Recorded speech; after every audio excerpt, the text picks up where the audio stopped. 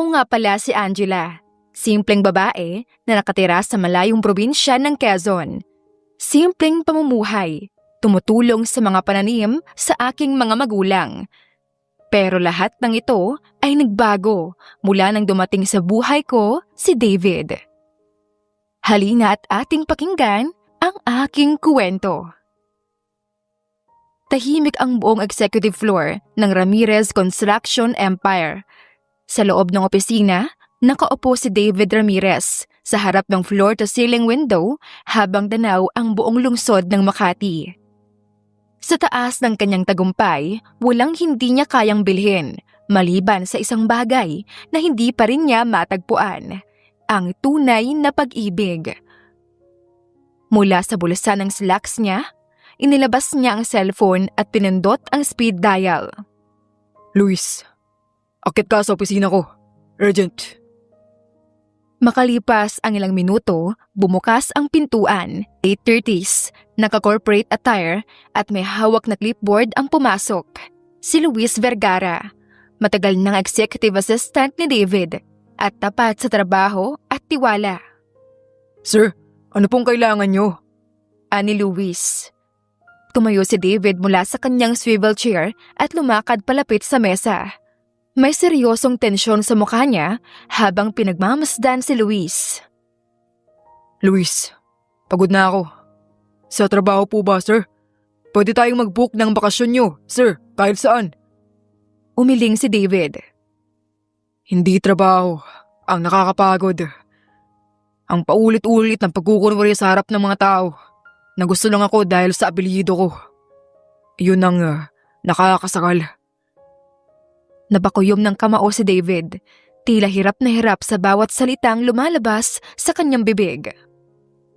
Alam mong pilit akong pinakakasal sa anak ni Armando Ferrer, si Monica. Pero ayokong pakasalan yung babaeng yun. Hindi niyo po ba talaga gusto si Monica, sir? Maganda naman siya, mayaman, may koneksyon ng pamilya. Nagtatakang tanong ni Luis. Maganda nga, pero masyadong maingay. Masyadong peke. Hindi totoo. Walang puso. Tahimik si Luis. Hinayaan niyang magsalita ang kanyang amo. Kaya may plano ako. Magpapanggap akong mahirap at lumpo. Magtatago ako sa isang malayong probinsya. Wala akong balak sumunod sa gusto ng pamilya ko. Sir? Walang sir. I am serious, Luis. Ayusin mo ang lahat. Gagamitin ko pa rin ang pangalang David, pero walang Ramirez. No surname. Walang koneksyon sa kumpanya. Gagamitin niyo pa rin ang David? Hindi po ba delikado? I don't care. Kahit pangalan ko pa. Kung walang apelyido, walang makakahalata. At kahit may makakaalam, gusto kong makita kung kaya pa rin nila akong mahalin. Kahit ganito. Huminto siya saka naupong muli sa gilid ng mesa. Sa pagkakataong iyon, tumitig siya kay Luis ng diretsyo. Gumawa ka ng mga dokumento, birth certificate, medical record. Lahat dapat nagpapakita na hindi ako makalakad. Gumawa ka ng bagong health record. I want to be seen as a disabled man, living in poverty. Pepekehin po natin, sir. Peking dokumento, pero totoong layunin. Gusto kong malaman kung may taong makikita ako bilang tao, hindi bilang CEO. Nag-aalalang tinignan ni Luis ang boss. Paano po ang bahay at ang kagamitan nyo? Maghanap ka ng lumang bahay sa liblib na lugar. Yung parang tagpi-tagping kahoy at yero lang. Walang internet at TV. Walang aircon. At higit sa lahat, walang may alam kung sino ako. Paano naman po ang wheelchair? Kailangan ko magmukhang matagal nang may kapansanan. Bumili ka ng second hand, kalawangin, magitagpi. Gusto kong maramdaman kung paano mamuhay bilang tao na walang kahit na ano. Tumango si Luis. Bakas sa mukha niya ang pagkalito. Pero hindi rin matatakasan ang respeto sa amo. Copy, sir. Asikasuhin ko po agad. tugon ni Luis. Good. At isa pa, walang makakaalam nito. Kahit mga kapamilya ko, kahit si Armando Ferrer. Yes sir, ako pong bahala. 4 na araw ang nakalipas. Maagang bumalik si Luis sa opisina. May daladalang envelope, USB, at isang itim na eco bag. Boss, ito na ang lahat. Ani Luis. Inilatag niya sa mesa ang mga dokumento. My birth certificate, barangay clearance, medical certificate na may diagnosis ng spinal injury due to vehicular accident. Pinangalanan lang kay David. Walang apelyido. Tinanggal ko lahat ng identifier. Dagdag ni Luis. Inilabas niya din ang larawan ng isang maliit na bahay, gawa sa pinagtagpi-tagping kahoy at pawid. Nasa isang maliit na isla sa Quezon, may 100 metro ang layo sa kabihasnan. Ito po yung bahay. Walang kuryente sa gabi. May poso lang. Tapos ito naman po ang wheelchair. Binili ko po sa junk shop sa Rizal. Medyo kalawangin pero gumagana. At pinakita ang mga larawan na titirhan niya. Perfect. Kailan ako pwedeng lumipat? Anytime sir. Na-deliver ko na po ang ilang lumang damit. Walang logo, walang brand at lahat plain. Tumango si David. Tinignan niya ang mga dokumento, saka inabot ang envelope. Magaling Luis. Bilang pasasalamat, mag-leave ka ng 1 linggo. Pumunta ka ng Japan. O kahit saan, bahala ka. Sir, di na po kailangan. Nag-aalangang sabi ni Luis. Luis, 1 linggong tahimik. Ayoko nang may bantay o kakampi. Gusto ko mag-isa. Buong buo. Bahagyang natawa si Luis at umiling. Mukhang hindi vacation ang trip nyo, sir. Mahinang sabi ni Luis. Hindi nga. Ito ang reality show na hindi scripted. Let's see kung may tunay pang nagmamahal sa taong tulad ko. Mainit ang unang araw nang unang tumapak si David sa lupa ng Sitio Rosario, isang maliit, liblib na baryo sa baybayin ng Quezon. Ang kanyang simpleng barong-barong ay nakatayo sa tabi ng masukal na kagubatan. Ilang daang metro ang layo sa kalsadang dinaraanan ng tricycle. Ang duyan na gawa sa lumang lambat ay marahang gumagalaw sa ihip ng hangin, habang ang kalawangin niyang wheelchair ay nakatabi lang sa pinto. Nakatutok ang sikat ng araw, halos magliyab ang lupa. Nangingintab sa pawis ang leeg ni David habang tinutulak ang luma at kalog na wheelchair papunta sa gilid ng kalsada, kung saan niya inilalako ang kanyang panindang prutas at gulay. Nakasuot siya ng kupas na t-shirt at itim na shorts. May sombrero sa ulo at maliit na basket sa gilid ng wheelchair kung saan nakapatong ang mga pinya, kamatis, saging at ilang talong. Galing ang mga iyon sa baryo mismo. Pinagpalit niya sa kaunting pera mula sa panimulang ipon na tinabi niya bago pa siya umalis sa Maynila. Napansin niyang nilalayuan siya ng mga dumadaan. Ang ibang tao ay diretsyong umiiwas sa kanyang pwesto. Ang ilan ay napapailing. Mailan pa ngang nagtatakip ng ilong, waring iniiwasang lumapit. Ay, ayan na naman yung lumpo na yan. Baka may sakit yan. Bulong ng isang matandang babae sa kasama nito habang dumaraan. Bakit pa pinayagang tumira yan dito? Baka mamalimos lang yan sa huli. Ani pa ng isa. Narinig lahat ni David.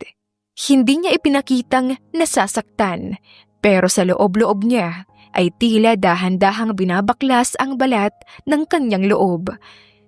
Isang realisasyon na hindi kayang bilhin ng kahit na anong kayamanan. Ang maramdaman kung paano maging wala. Walang respeto, walang halaga. Ito ang gusto mo, di ba? Ngayon, lasapin mo. Bulong niya sa kanyang sarili. Sa kabila ng lahat, hindi siya tumigil. Araw-araw, tinulak niya ang wheelchair mula sa barong-barong hanggang sa palengke at pabalik. Daladala ang kaunting gulay na mabebenta. Minsan, isang customer lang ang bumibili. Minsan, wala. Pero patuloy lang siya. Hanggang isang araw, habang tirik ang araw at halos uminit ang hangin sa paligid, isang grupo ng 3 lalaki ang lumapit sa kanyang pwesto. Hoy, ikaw! Sigaw ng lalaking matangkad. May tattoo sa braso at nakasombrero rin. Anong ginagawa mo sa lupang to, ha? Nagbebenta lang po ako. Hindi po ba pwede rito? Tumayo si David sa kanyang wheelchair pero agad siyang pinandilatan ng isa pang lalaki. Lupa ito ni Don Pedro. Hindi pwedeng tambayan ang katulad mong hampas lupa. Lalo na at ganyan ka. Sabay turo sa wheelchair niya. Isang tadyak ang binigay ng isa sa basket ng prutas. Nagkalat sa putikan ang mga pinya, kalabasa at saging. May ilang nadurog, may ilang tinapakan. Wala kang karapatang umupa o manirahan dito. Baka may sakit ka pa. Bakit hindi ka pa lumayas? Hindi na nakatiis si David. Niyakap niya ang natitirang prutas sa gilid niya. Kahit nanginginig ang katawan at pakiramdam niya, matatalo siya. Pinilit niyang magsalita. Wala akong ginagawang masama. Hindi ako nanlilimos. Nagtatrabaho ako kahit ganito. Trabaho? Tinatapunan mo lang ng dumi ang lugar na to. Saka tignan mo nga itsura mo. Mukha kang salot sa lugar na to. Sigaw ng isa at sinipa ang gulong ng wheelchair ni David. Napaatras siya at halos mapahiga. Pagangat ng ulo ni David, muling humampas sa kanya ang katotohanan. Wala siyang halaga sa mata ng karamihan kapag wala siyang apelyido, kapangyarihan o kayamanan. Tama na. Bulong niya habang pinipigilan ng sarili na lumaban sa mga lalaki. Ngunit bago pa siya makapagsalita pang muli, may boses ng babae ang sumigaw. Hoy! Tigilan niyo yan! Napalingon ang lahat. Mula sa kabilang kalsada, may lumapit na babae. Nakasuot ng lumang bestida, may suot na straw hat, at bitbit ang basket ng gulay. Pawisan siya, pero matalim ang mga mata habang lumalapit sa grupo. Anong karapatan yung bastusin ng taong yan, ha? May sakit man siya o wala. May karapatan pa rin siya. Wala ka namang pakialam, Angela. Sagot ng lalaking may tattoo. Lupa to ng amo namin. Eh ano ngayon? Hindi ibig sabihin na may nagmamayari ng lupa ay pwede niyo nalang apihin ang mga mahihina. Tumayo si Angela sa pagitan ni David at ng mga lalaki. Itinulak niya palayo ang lalaking nasa harapan. Umalis kayo! Bago ba ako magsumbong sa barangay? Puwisit! Napakatsismosang babae. Ani ng isa at pinitik ang ilong. Ngunit napaatras ang mga lalaki nang makita ang mga nakatinging tao sa paligid. May ilan nang nanonood, mga tendera at tricycle driver na nakikiramdam. Naisip ng mga lalaki na baka nga mapahamak sila. Sa susunod, lumayas ka rito. At ikaw, Angela, baka ikaw ang sunod. Huling sigaw ng isa habang paalis. Naiwan si Angela na nakatayo sa harap ni David. Napaluhod siya at tinulungan si David na pulutin ang mga nalaglag na prutas. Pasensya ka na ha. Mga wala talagang modo mga yon. Matagal na silang ganyan sa mga bago sa baryo. Hindi agad nakapagsalita si David. Parang nabingi siya sa kabaitan ng babae. Ngayon lang may taong tumayo para sa kanya, ng buong tapang. Okay ka lang? Oo, okay lang ako. Salamat. Angela. Angela po ang pangalan ko. David. Bahagyang ngumiti si Angela habang iniaabot ang saging na bahagyang nabiyak. Hindi ko kayo kilala, David. Pero hindi ko rin kailanman hahayaan na apihin ng mga tao na wala namang ginagawang masama. Tinitigan ni David ang babae. Ang mga mata nito may tapang pero may lambing. Mula sa pagyuko at pagtulong niya, ramdam niyang totoo ito. Walang halong pamumuna. Walang interes sa estado niya. Sa unang pagkakataon mula nang simulan niya ang plano, ngayon lang may nararamdaman si David na kaunting liwanag sa kanyang gabi. Maraming salamat, Angela. Wala ayon. Tara, tulungan na kitang ayusin yung mga paninda mo. Sayang naman kung mapapanis lang. At sa ilalim ng mainit na araw, sa gitna ng maruming kalsada at natapong prutas, isang hindi inaasahang pagkakaibigan ang nagsimula. At sa puso ni David, may mumunting pag-asa na baka hindi siya talaga nag-iisa. Mula ng araw na pinagtanggol siya ni Angela, hindi na nawala sa isipan ni David ang simpleng dalagang iyon. Minsan, naiisip niya kung totoo ba ang nangyari. Nasa gitna ng lahat ng pananakit at panguhusga, may isang taong kusang lumapit, nagtanggol at tumulong sa kanya nang walang hinihinging kapalit. Lumipas ang mga araw at linggo, hindi na muling bumalik ang mga lalaking nambastos sa kanya. Ngunit sa halip na takot ang naiwan, may kapalit iyon, ang presensya ni Angela. Isang umaga, habang inaayos ni David ang mga gulay sa harap ng kanyang barong-barong, napansin niyang may papalapit na babae. Hawak nito ang isang basket na may laman. "Magandang umaga, David!" Napatingin si David at agad siyang napatayo. O mas tamang sabihin, napatulak ng kaunti ang wheelchair para salubungin ang bisita. Angela, ikaw na naman. Anong dala mo? Ngumiti si Angela habang nilapag ang basket sa maliit na mesa sa gilid ng barong-barong. "May ani kaming okra at sitaw kanina. Sabi ni nanay, benta ko raw. Sabi ko, libre na lang. Total, ikaw ang nagtitinda sa kalsada." Hindi ko ito matatanggap ng libre. "Ay, wag na. Kunti lang yan. Sa dami ng tinutulungan mo sa pagbenta, mas okay na rin na makatulong kami sa'yo." Bahagyang napangiti si David. Sa isang iglap, parang uminit ang paligid, hindi dahil sa araw, kundi sa kabutihang dala ng dalaga. Salamat. Hindi ko alam kung paano ko ito mababayaran. Hindi lahat ng kabutihan kailangan bayaran. Minsan sapat na yung makita kang umingiti. Hindi agad nakaimik si David. Pinagmasdan niya si Angela. Ang simpleng suot nito, ang maamong mukha, at ang mga mata nito na punong-puno ng buhay. Sa gitna ng baryo, si Angela ay tila liwanag na hindi niya inaasahang matatagpuan. Mula noon, halos araw-araw na silang magkasama. Si Angela ang madalas magdala ng mga pananim mula sa kanilang bukirin, kamatis, sili, repolyo at kung minsan ay papaya. Ibinibigay niya ito kay David upang itinda at madalas din siyang tumutulong sa pagbebenta. Isang araw, habang tinutulungan siya ni Angela na ayusin ang mga paninda, napansin ni David ang putik sa laylayan ng bestida nito. Galing ka na naman sa bukid. Oo, maaga kaming nagsimula mag-ani eh. Saka hindi ko na rin iniinda ang pagod. Sabi ko nga kay nanay, mas masaya akong tumutulong sa'yo. Ani Angela habang pinupunasan ng pawis sa noo gamit ang panyo. Hindi mo ba ako kinatatakutan, Angela? Bakit naman kita katatakutan? Iba ako eh. Hindi ako taga rito. Wala akong kilala. Wala akong kakayahan.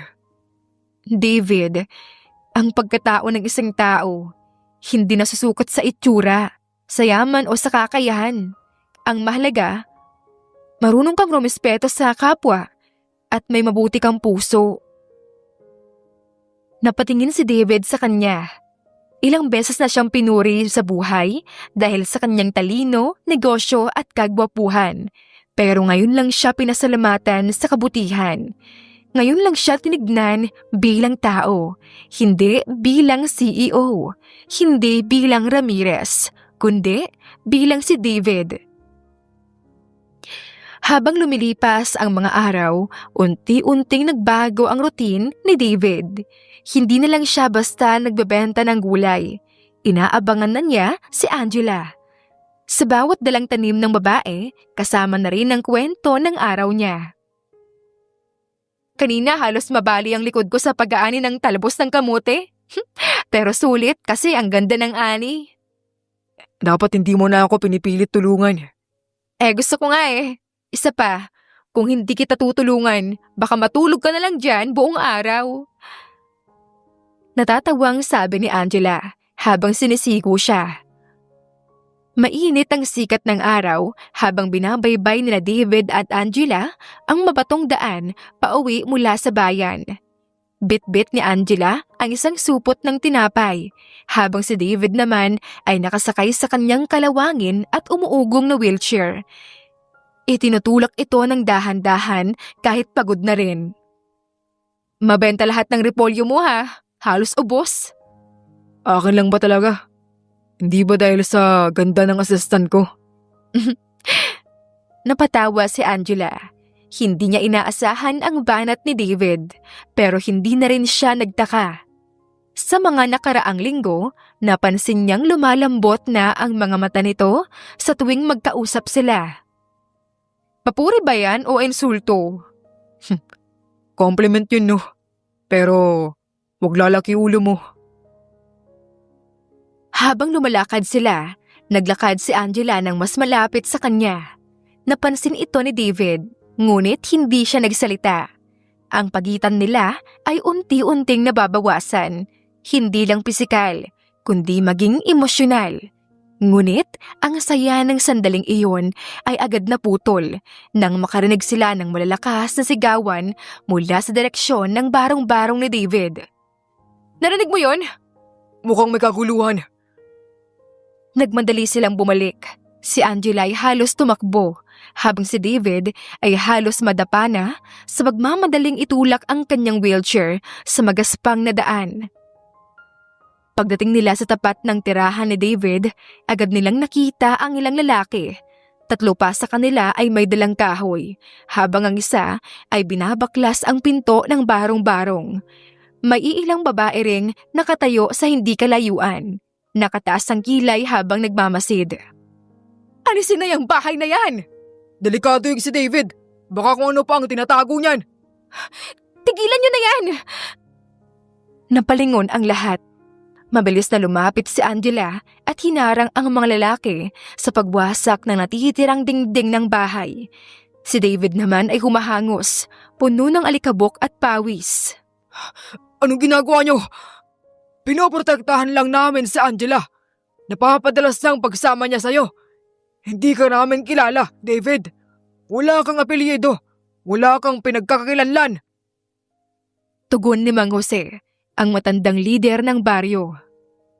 Baka sinasamantala mo ang kabaitan ng batang ito. Diba, Angela? Kahit kailan, hindi ka naman ganyan kadikit sa kahit na sinong lalaki. Sigaw pa ng isang ginang. Dahil wala pa akong nakilala na katulad ni David. Nagulat si David sa sinabi ni Angela. Ngunit bago pa siya makapagsalita, hinarap muli ng dalaga ang mga tao. Oo, totoo. Madalas kaming magkasama. Pero kailan ba siya naging pabigat sa baryo? Hindi siya namamalimos. Hindi siya nangaabala. Nagtatrabaho siya.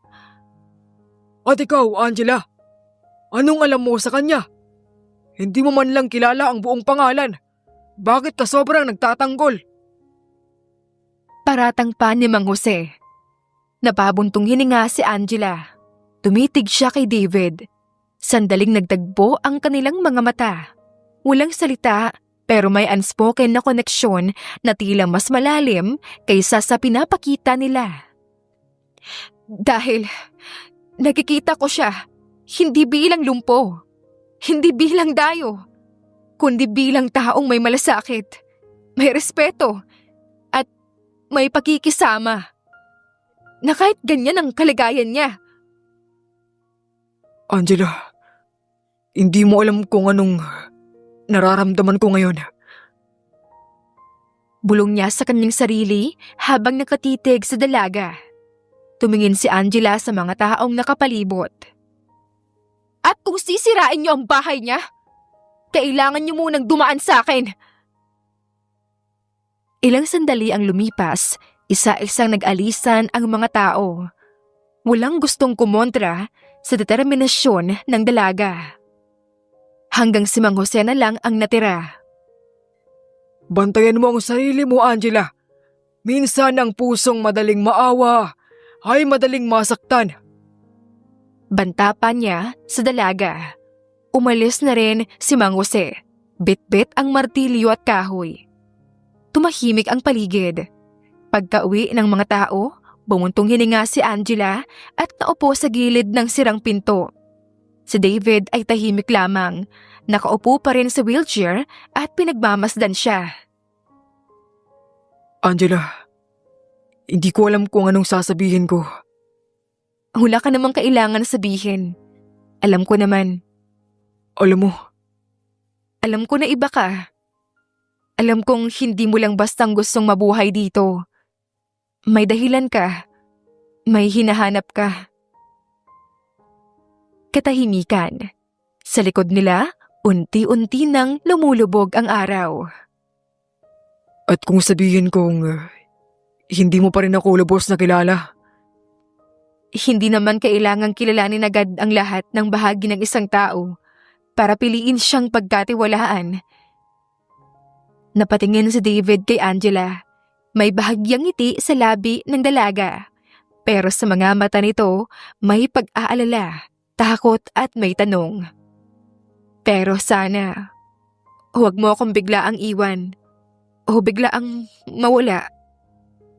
Hindi ko kayang gawin yun. Kasi sa dami ng bagay na nangyari, ikaw na lang ang naging totoo sa akin. Angela, Hmm? kung alam mo lang kung gaano kahalaga ang sinabi mong yan. Muli silang nagkatitigan. Hindi sila nag-usap, pero ang katahimikan ay puno ng mensahe. Hindi pa man nila inaamin pero naroon na ang damdamin na pilit pinipigil. Hindi pa ito ang tamang oras, hindi pa panahon, pero unti-unti nang umaambon sa pusong uhaw sa tunay na pagmamahal. Sa huli, si Angela ang unang tumayo. Sige, aayusin na natin tong bahay mo. Hindi pwedeng tuluyan tong masira. Kailangan mo lang matutuluyan. Salamat. At saka, ayoko namang mawalan ng kapitbahay na marunong tumanggap ng banat ko. Sabay nilang tinawanan ang biro. Walang halikan, walang yakapan. Pero sa gabing iyon, habang inaayos nila ang mga nabasag na piraso ng barong-barong, ramdam ng bawat isa ang bagay na hindi pa nasasambit. Ang pahiwatig ng damdamin na unti-unting sumisibol. Mula nang harapin ni Angela ang buong baryo para ipagtanggol siya, nag-iba ang ihip ng hangin sa paligid ni David. Hindi ito dahil sa takot, kundi dahil sa bigat ng konsensya na unti-unting dumadagundong sa dibdib niya. Hindi niya nais na si Angela, ang tanging taong naging mabait at totoo sa kanya, ang siyang pag-initan ng buong baryo. At dahil doon, unti-unti siyang lumayo. Ilang araw na ring hindi siya sinusundo ni Angela sa umaga para magtinda. Kapag dinadala siya sa pwesto, pinipilit niyang hindi makipag-usap ng matagal. At kapag kinakausap siya, palaging may distansya. Parang laging may pagitan. David, aalis ka na ba? Minsan, tinanong ito ni Angela habang papauwi sila. Ngunit, ngumiti lamang si David at umiling. Hindi. Kailangan ko lang ng kaunting espasyo. Ngunit alam ni Angela, may tinatago si David. At hindi iyon basta space. Isa iyong pader na unti-unting tinayo sa pagitan nila. Isang hapon, dumating si Angela sa barong-barong ni David. Wala na ang ngiti niya. Nakasuot siya ng simpleng blouse at may dalandalang basket ng tinapay. Pero halatang hindi iyon ang tunay niyang sadya. Kailangan nating mag-usap, David. Napalingon si David na nooy nagpapakulo ng tubig sa kalan at napalingon. Tahimik siya, tumango, tinapik ang upuan na gawa sa lumang kahoy. Umupo ka. Ayoko umupo hanggat hindi mo sinasagot ang tanong ko. Anong tanong? Bakit ka umiiwas? Tumahimik si David. Hindi niya agad alam ang isasagot. Tumingin siya sa labas ng bintana, sa malalayong bundok, sa tahimik na baryo na tila hindi pa rin siya kayang tanggapin. Akala ko ba, okay na tayo? Akala ko ba hindi mo ako iiwasan? Hindi ikaw ang iniiwasan ko, Angela. Eh sino? Yung mga tao? Dahil ba sa kanila kaya ka lumalayo? Oh, Diretso ang sagot ni David. Hindi niya na pinahaba pa.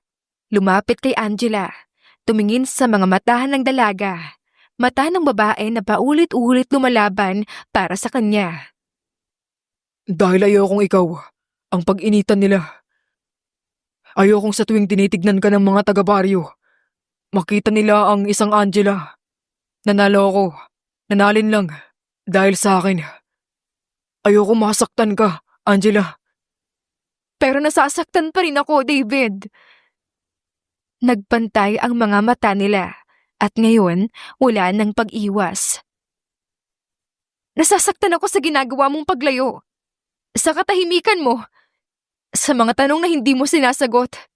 Akala mo ba hindi ko napapansin? Akala mo ba hindi ko nararamdaman? Iniingatan lang kita. Kung iniingatan mo ako, dapat nandun ka.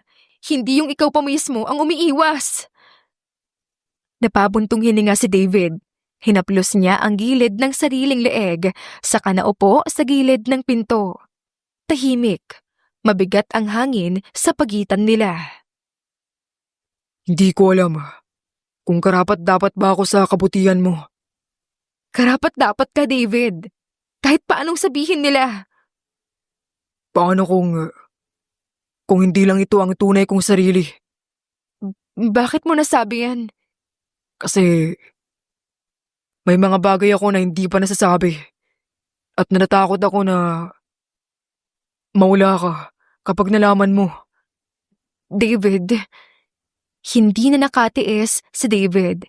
Muli siyang tumayo at sa unang pagkakataon, hinawakan niya ang kamay ni Angela. Banayad pero may diin. Parang sinasabi ng mga palad niya na huwag mo akong bitawan. Angela, alam kong hindi ito ang tamang panahon. Pero kailangan mong marinig to. Ano yon? Mahal na kita. Napatigil si Angela. Ilang segundo siyang hindi gumalaw. Ang mga mata niya ay puno ng pagtataka, pagkalito. At unti-unti ng pagkapuno ng damdamin. David, Alam kong hindi ito ang tamang oras para sa ganito. Pero totoo to. Araw-araw kitang pinapanood. Tuwing tumatawa ka, parang gumagaan ang bigat ko. Tuwing lumalapit ka, parang nawawala yung sakit. At tuwing lumalayo ka, parang hindi ako makahinga. David, Hindi kita hinihingi. Hindi ko hinihiling na suklian mo. Pero gusto ko lang malaman mo. tumahimik si Angela. Pinagmasdan niya si David. Ang taong minamaliit, nilalait. Ngunit siya lang ang tanging tinanggap niya ng buong puso. David, hindi mo kailangan humingi ng kahit na ano. Dahil sa totoo lang, napangiti siya. Nangingilid ang luha. Matagal ko na rin gustong umamin Oh, na may nararamdaman ako na hindi ko lang ginagawa to dahil gusto kong tumulong, na minsan naghahanap ako ng dahilan para mapunta sa'yo, na tuwing kasama kita parang buo ako. Hindi napigilan ni David ang pagngiti. Hindi niya inasahan na maririnig niya ito. Lalo na sa araw na inakala niyang mawawala si Angela. Pero wag mo munang sabihin sa iba, baka mas lalo pa tayong husgahan. hindi ko ipagsisigawan. Pero hindi ko rin ikakaila. Basta, tayo lang muna ang may alam. Pero hindi ko itatago kung gaano kita pinapahalagahan. Simula noon, nagbago ang ihip ng hangin sa pagitan nila. Hindi man sila umamin sa harap ng lahat, hindi rin nila kayang itago ang malasakit at init ng damdamin sa bawat isa. Madalas ay makikitang binibigyan ni Angela ng tinapay si David habang nakaupo ito sa pwesto niya.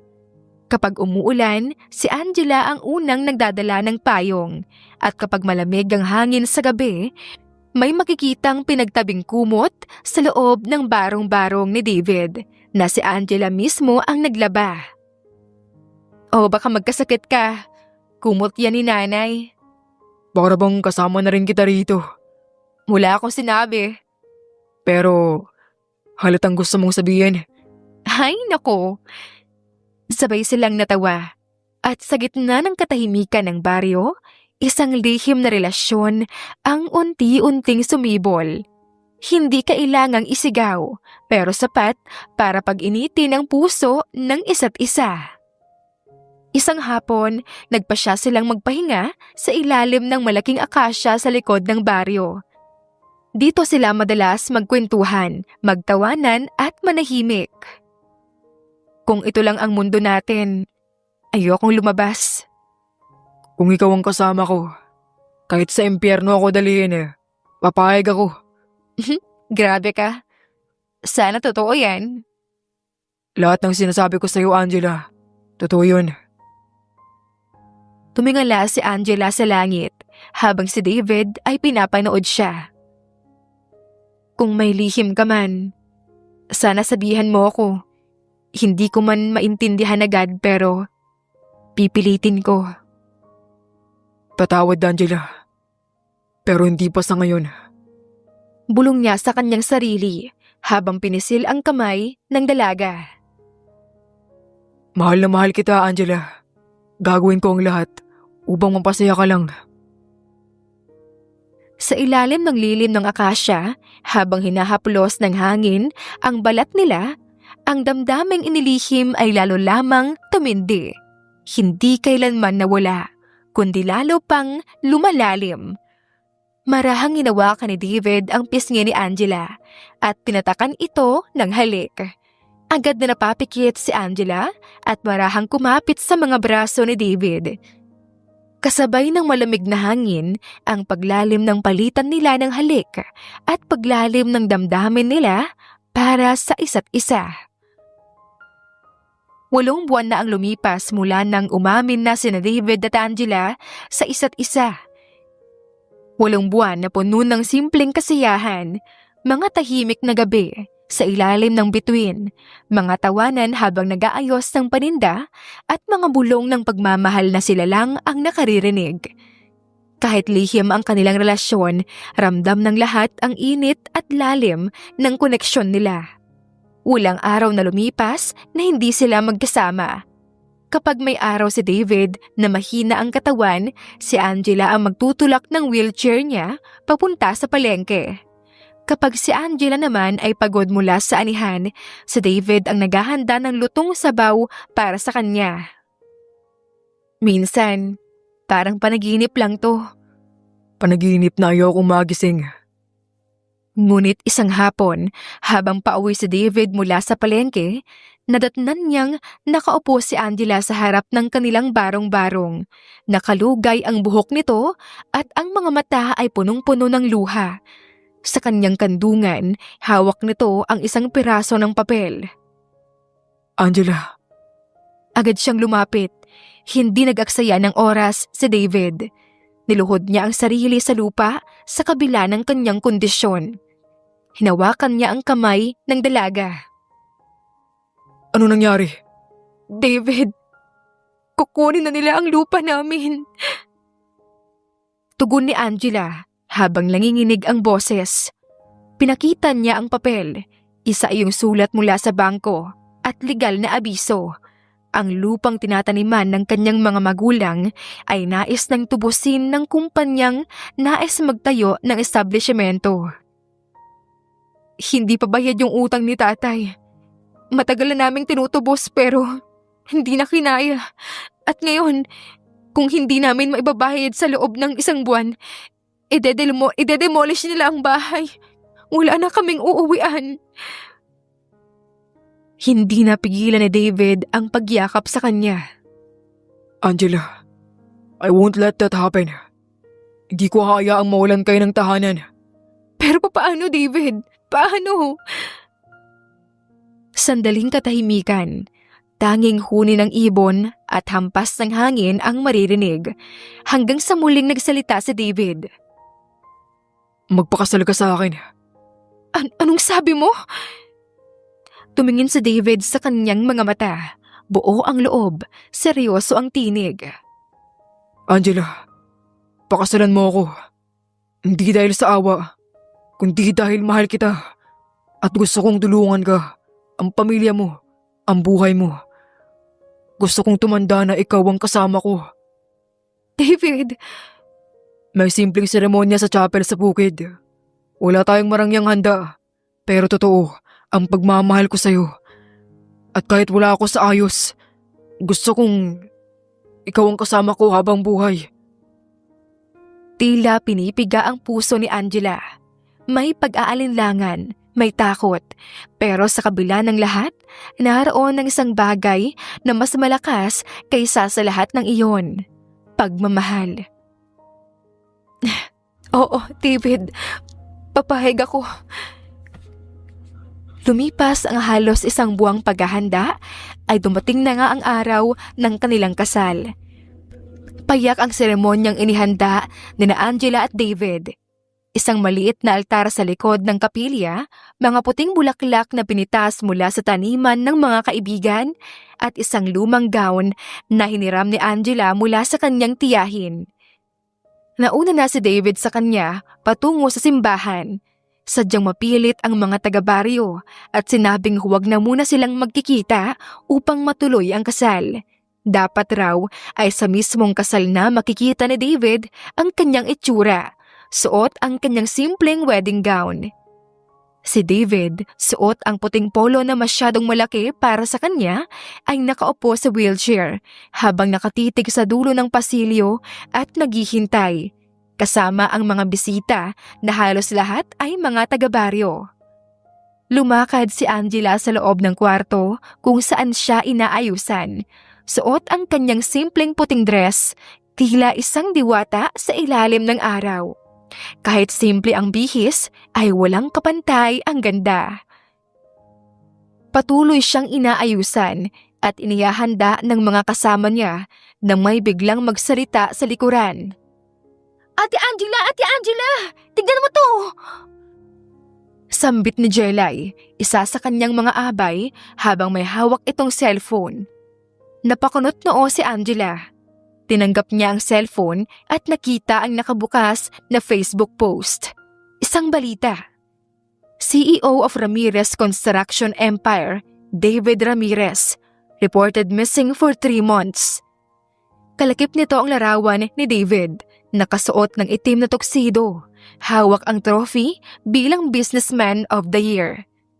Nanlamig si Angela. Binitawan niya ang cellphone. Halos hindi niya maiproseso ang nabasa sa cellphone ni Jelay. Hindi maaari. Baka magkapangalan lamang sila. Pero hindi niya maikaila ang itsura. Kamukhang kamukha ng kanyang magiging asawa na si David. Paano? Halos na blanko na ang utak ni Angela sa kanyang nabasa. Agad siyang nagising sa maingay na mga komosyon ng mga tao sa labas ng bahay. Angela! May tumatawag sa'yo! Hinahanap ka yata! Ani Aling Gina. Lumabas siya kahit magulo ang takbo ng isip niya. Nakita ang isang sasakyan. Bumaba mula rito ang isang babae na naka-cocktail dress. May suot na designer shades. Nakataas ang kilay. Hawak ang cellphone at may dalang envelope. At last, nakita rin kita. Angela.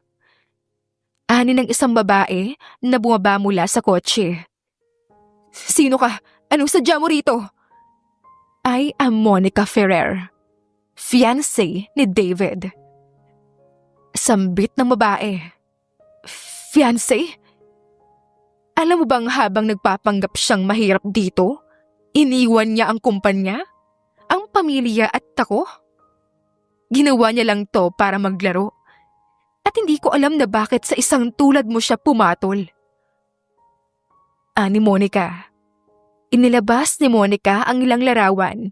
Siya at si David na magkasama, magkaakbay, magkahawak kamay sa isang luxury yacht.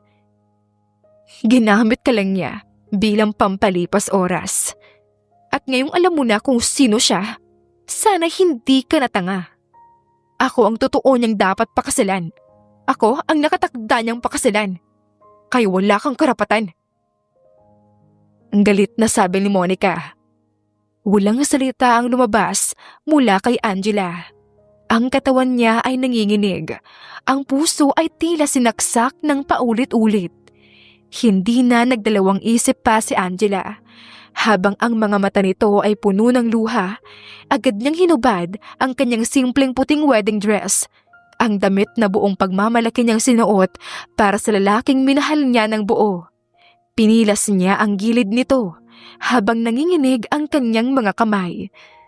Sunod niyang hinubad ang singsing.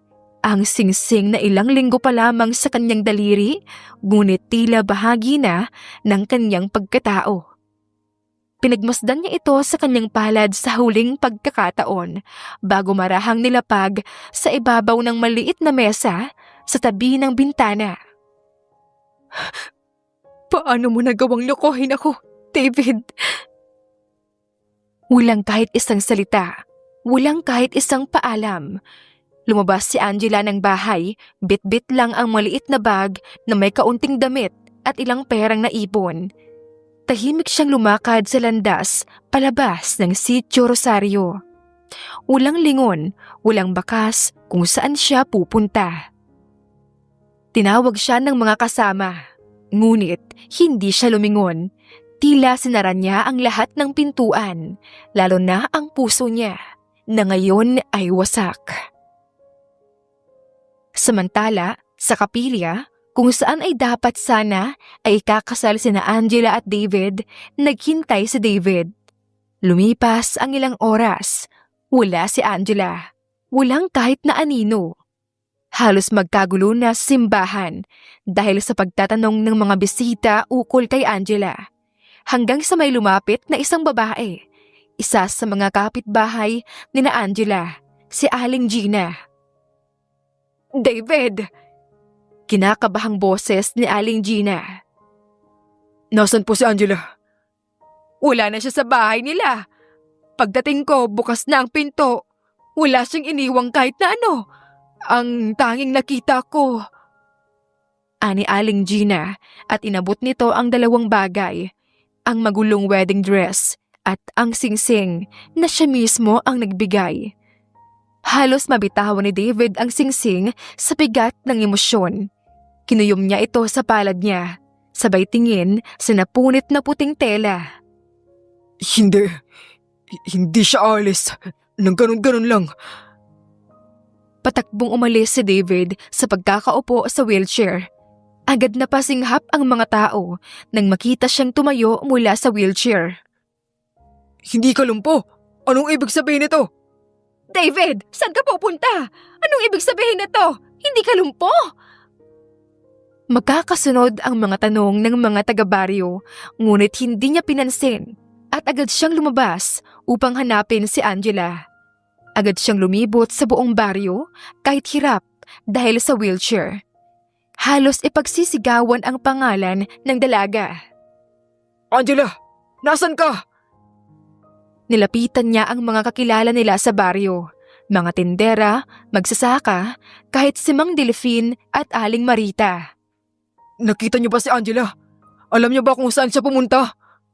Pero lahat ng kanyang napagtanungan ay iiling-iling lamang ang tanging naisagot. Hindi namin alam, David. Pagtingin ko, wala na rin siya. Sambit ni Aling Marita. Tahimik na sa kanilang bahay. Walang nagsabing paalis siya. Wala man lang habilin. Ani naman ni Mang Delfin. Habang lumalalim ang araw, mas lalo ring bumibigat ang loob ni David. Punit-punit ang damdamin niya. Mas masakit pa ito kaysa sa araw na nagkunwari siyang mahirap, kaysa sa lahat ng rejection na naranasan niya bilang David na walang apelyido. Naiwan niyang walang paalam ang barong-barong na minsang naging tahanan nila ni Angela. Pinasara niya ito at iniwan sa pangangalaga ng isang lokal. Bumalik siya sa Maynila sa kalagitnaan ng gabi. Sakay ng unang biyahe, dala ang ilang maliit na lumang gamit at ang singsing na hindi niya na maibabalik sa dalaga. Pagdating niya sa Ramirez Tower, muling bumalik ang mga sulyap ng mga empleyado, ang bulungan ng media, at ang mga tanong ng Board of Directors. Sir, akala namin. Ani Luis. I need you to do something for me, Luis. Anong kailangan niyo, sir? Gamitin mo ang lahat ng koneksyon natin. I want you to find where is Angela. Binigay ni David ang papel kay Luis. Full name, Angela de la Vega. Huling tirahan, Sitio Rosario, Quezon. Na-check na natin lahat sa database ng mga de la Vega pero Natigil si Luis sa pagsasalita. hindi siya konektado sa kahit na anong negosyo. Maglalabas po ako ng team. Gagamitin ko po ang PR, media, pati ang mga kapartner natin sa probinsya upang mahanap si Miss Angela. Gawin mong tahimik. Ayoko magmukhang publicity stunt ito. Ayoko matakot siyang makita ko.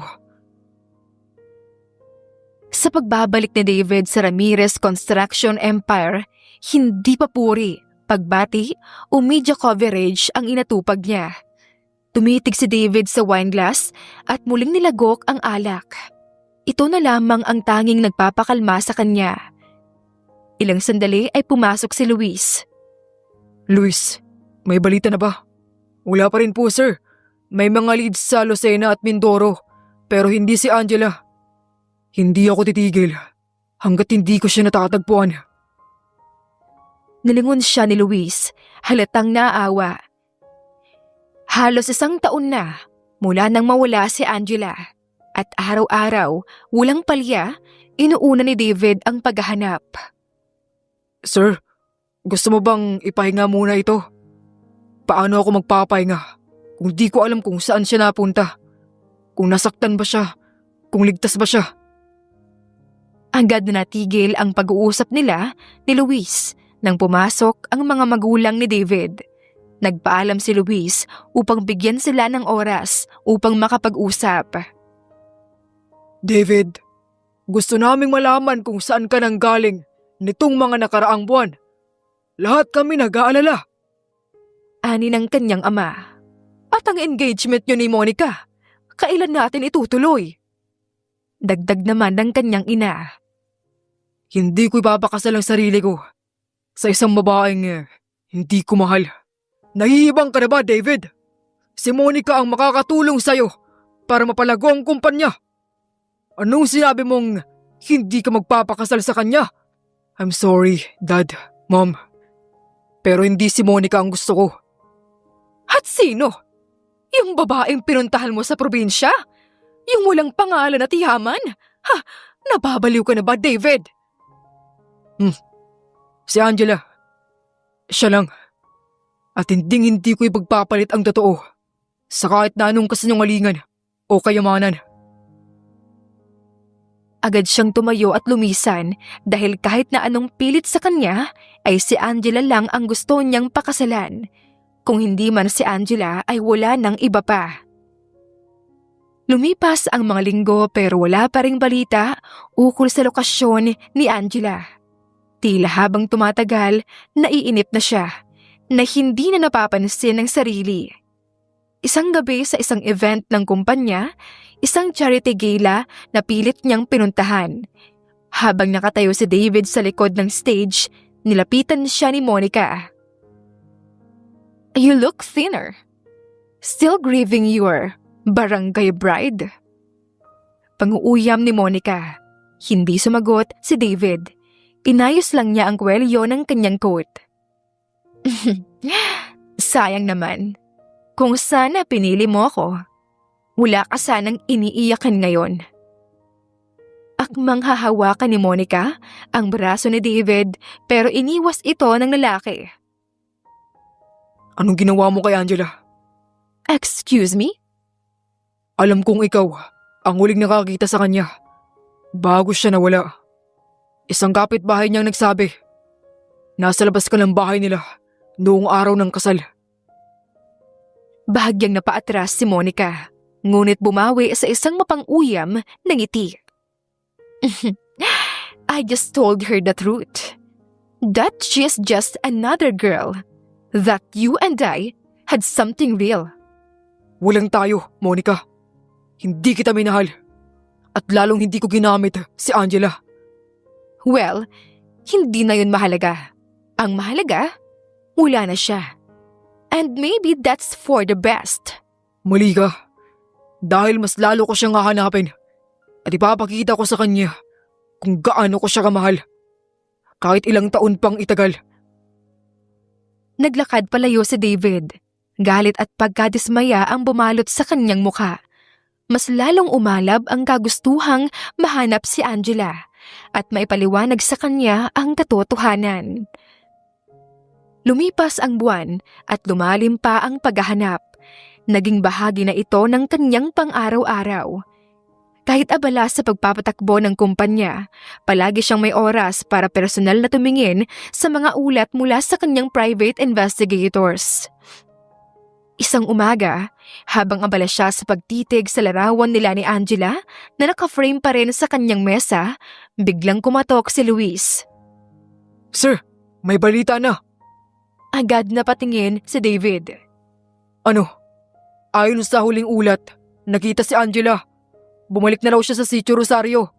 Tahimik lang ang pamumuhay. Tumatanggap ng pananahi at tumutulong sa paaralan. Kailan to?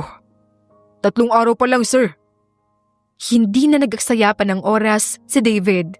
Tumayo siya mula sa upuan, kinuha ang coat at saka bumaling kay Luis. Ihandang sakyan. Pupunta ako roon ngayon din. Sir, gusto mo bang isama? Ako lang. Ako nang bahala. Agad na umalis si David at iniwan si Luis. Samantala, mainit ang hapon sa Sitio Rosario. Tahimik ang buong baryo. Ang mga tao ay abala sa kani-kanilang gawain. Naglilinis ng bakuran, naglalaba, at ang ilan ay namimitas ng gulay sa taniman. Ngunit biglang nagbago ang ihip ng hangin sa isang iglap. Isang itim na luxury SUV ang pumarada sa harap ng bahay ng pamilya de la Vega. Kanino yung sasakyan? Taga Maynila ata yan. Baka may bisita si Angela. Isa-isang lumabas ang mga kapitbahay. Maging si Aling Marita ay napakapit sa kanyang tabo, habang si Mang Delfin ay napailing. Ngunit, mas lalo lang silang nabigla nang bumukas ang pinto ng sasakyan. Mula roon, bumaba ang isang lalaki. Matangkad, maputi, nakasuot ng dark blue tailored coat, puting long sleeves at itim na slacks. Malinis ang hiwa ng buhok, naka-wristwatch na halatang milyon ang halaga, at higit sa lahat, naglalakad siya. Nako, si David yan! Imposible! Hindi ba't lumpo siya dati? Diyos ka! Ang guwapo pala talaga niya! Nagbulungan ang lahat, ngunit wala nang masigit pang nabigla kaysa sa mismong babaeng pinuntahan niya, si Angela. Pagkabukas ng pinto ng kanilang bahay, una siyang nagtaka sa ingay sa labas, at nang lumabas siya upang sumilip, bumungad sa kanya ang tanawin na halos magpatigil ng kanyang paghinga. David? Tahimik si David habang lumapit sa kanya. Hindi niya agad magawang magsalita. Sa mga mata pa lamang ni Angela, alam niya nang mahirap ang pagbabalik na ito. Ano pang ginagawa mo rito? Angela, kailangan kitang makausap. Please. Wala na tayong dapat mag-usapan. Tinalikuran siya ni Angela at agad pumasok sa bahay. Ngunit bago niya pa maisara ang pinto, ay mabilis na nakasalo si David. Pag-iusap, kahit sandali lang. Ginawa mong laruan ang buhay ko. Pinaikot mo ko. Ginamit mo ang tiwala ko. Hindi ko yun sinadya. Hindi ko inakalang... Na mai-inlove ako sa'yo? Na ibibigay ko lahat-lahat sa taong hindi ko naman talaga kilala? Hinigpitan ni Angela ang hawak sa pinto. Tila pinipigil ang sariling maiyak sa harap ng lalaking muntik niya ng pakasalan. Umalis ka na. At tuluyan na ngang isinara ni Angela ang pinto. Doon naramdaman ni David ang sakit nang makita ang mga mata ni Angela na halos bakas ang takot at pagkamuhi sa kanya. Pero lalo lamang itong pinalakas ang loob niyang makuhang muli ang loob ng babae. Hindi umalis si David. Hindi siya bumalik ng Maynila.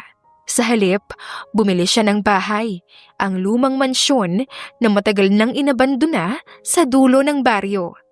Agad niya iyong pinaayos, pinalinis at ipinasok ang kanyang mga gamit.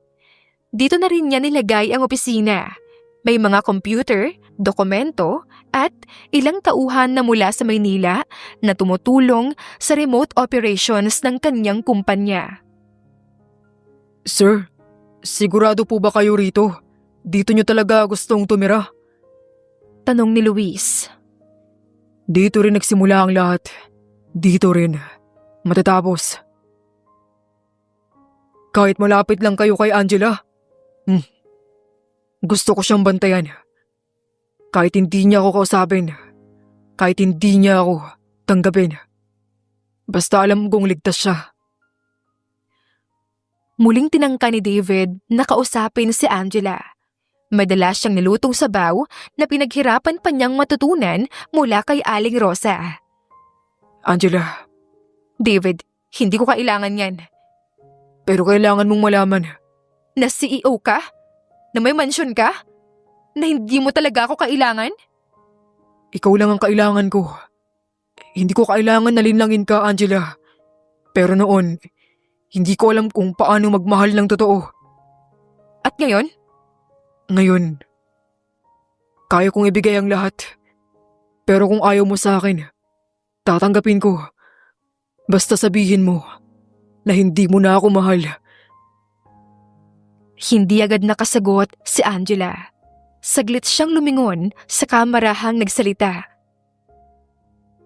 Hindi lahat ng pagmamahal sapat para muling pagkatiwalaan, David. Kaya umalis ka na. Halos araw-araw, hindi napagod si David sa paghihintay na muli siyang pagbigyan na kausapin ni Angela. Minsan dala niya ay mainit na pandesal, minsan ay basket ng prutas mula sa bagong taniman. Minsan naman, tahimik lang siyang nakatayo roon, dala-dala lang ang sarili at pag-asang mapansin siya ng babaeng pinaka-iniiwasan siya. Sa sumunod na araw, muli siyang bumalik. Ngunit sa pagkakataong iyon, hindi sa tapat ng bahay ni Angela, kundi sa mismong sentro ng baryo. Sa tulong ng kanyang koneksyon mula sa Maynila, dinala ni David ang ilang makabagong kagamitan para sa pagsasaka, mga water-efficient sprayers, automated seeders, at ilang solar-powered tools. David, para saan ito? Para sa inyo. Ayokong sa pagdating ko, puro alikabok at hirap ang inaabutan ko. Gusto kong kahit papaano, makabawi ako sa inyo. Diyos ko, ngayon lang ako nakakita ng ganito. Ang gaan gamitin. Ani Mang Delphine habang hawak ang bagong araro. Magkakasunod ang sigawan ng tuwa, ang palakpakan at ang pag-iyak ng mga matatanda. Lumapit ang ilan kay David, niyakap siya, pinigilan ang mga luha habang paulit-ulit na nagpapasalamat. Tulungan na natin siyang makahanap ng asawa. Biro ng isa. Sana magustuhan na siya ulit ni Angela. Ani pa ng isa. At sa hindi kalayuan, nakatayo si Angela. Nakita niya ang lahat. Mula sa pagngiti ni David habang yakap ng mga tao. Hanggang sa pag-abot nito ng mga papel at dokumento sa mga magsaka. Hindi siya lumapit. Subalit, hindi rin niya maikaila ang mainit na damdamin na muling sumiklab sa kanyang dibdib. Hindi ito galit, hindi rin awa. Ito ay kilalang-kilala niyang damdamin. Isang pakiramdam na pilit niyang nilalabanan. Pagbalik niya sa bahay, umupo siya sa kama at napatingin sa hawak niyang piraso ng tela. Isa iyong luma ngunit buo pa ring wedding veil. Ang tanging alaala ng araw na muntik nang maging simula ng kanilang buhay bilang mag-asawa. Hanggang kailan mo gagawin to, David? Takot na ako masaktan ulit. Kinabukasan, muling bumalik si David sa tapat ng bahay ni Angela. Hindi na siya nagdadala ng pagkain o bulaklak. Daladala lang niya ang kanyang sarili at ang pananahimik. Nabuksan ang pinto. Lumabas si Angela, nakasuot ng simpleng blusa at palda, nakapusod ang buhok. Anong ginagawa mo ngayon rito? Wala ka bang ibang trabaho at lagi kang narito? Wala. Gusto lang kitang makita. Di ba't sinabi ko na sa'yo dati na huwag ka nang babalik dito? Hindi mo ba naiintindihan yon? Dahil kahit sinusupladahan mo ako, ikaw pa rin ang dahilan kung bakit ako bumabangon araw-araw. Hindi nakapagsalita si Angela. Tahimik siyang nakatitig sa lalaki na minsan niyang minahal at baka hanggang ngayon, mahal pa rin niya. Nakikita ko ang mga ginagawa mo, David. At sana, nakikita mo rin kung anong dahilan kung bakit ko ginagawa lahat ng ito. Para saan? Para sa'yo. Para sa mga taong mahal mo. Para sa mga taong minahal mo. Kahit isang katulad ko. Tapos na ang mga panahon na umaasa ako sa mga salitang ganyan. David, ayoko na ng pangako. Kaya nga hindi na ako nangangako ngayon eh. Gusto ko lang naman ipakita sa'yo na hindi na ako aalis. Na kahit gaano pa ako itaboy, hinding-hindi kita iiwan. Hindi ko alam kung kaya ko pa. Hindi ko sinasabing piliin mo ako ngayon. Sa akin lang, narito lang ako. Naglakad siya paatras sa ngumiti. Hindi ako mapapagod na iparamdam sa'yo at ipaalala sa'yo kung gaano kita kamahal, Angela. Hinding-hindi. Naiwan siyang nakatayo sa pintuan. Hindi alam kung dapat ba siyang matuwa o mainis. Ngunit habang pinagmamasdan niya ang papalayong si David, isang bagay ang bumigat sa kanyang dibdib. Hindi ito galit, kundi lungkot na siya ang may kagagawan. Bakit hindi kita matutunang kamuhian ng tuluyan, David? Marahang sambit niya habang nakikitang papalayo ang lalaki. Hapon na nang huminto ang itim na SUV sa tapat ng tahanan ng mga De La Vega. Wala si Angela sa bahay. Napag-alaman ni David na nagtuturo ito ng pagsusulat sa mga bata sa barangay center tuwing hapon. Ito na ang nakita niyang tamang pagkakataon para makausap ang mga tao na unang nasaktan sa ginawa niyang panlilinlang, ang mga magulang ni Angela. Maingat siyang lumapit sa pinto. Hawak ang maliit na basket ng prutas at ilang dokumento. Kumatok siya ng marahan. Magandang hapon po. Bumukas ang pinto. Bumungad si Ginoong De La Vega, isang lalaking nasa late 50s, payat at may salamin. Sumunod naman ay si Ginang De La Vega, may hawak na habi at tela, kakaborda lamang. David? Ani ni Ginoong De La Vega. Ako po. Pasensya na po kung ngayon lang ako nagpakita sa inyo. Gusto ko po sana kayong makausap. Sandali lang. Nagkatinginan ang mag-asawa. Tahimik, ngunit sa kanilang mga mata, hindi galit ang nangingibabaw, kundi pagtataka at marahil kaunting awa.